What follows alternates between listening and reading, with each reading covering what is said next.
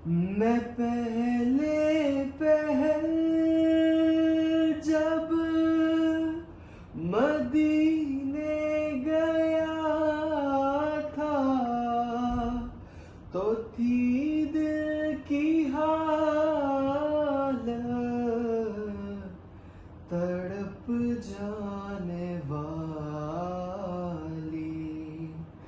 वो दरबार सच मुच मेरे सामने था, अभी तक तसव्वुर था जिसका ख्याली।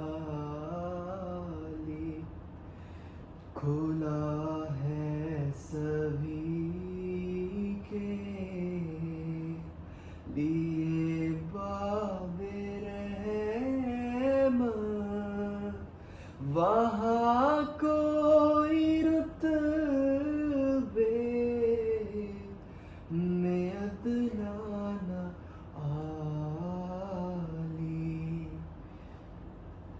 जो एक हाथ से दिल संभाले हुए था तो थी दूसरे हाथ में सब्ज जाली।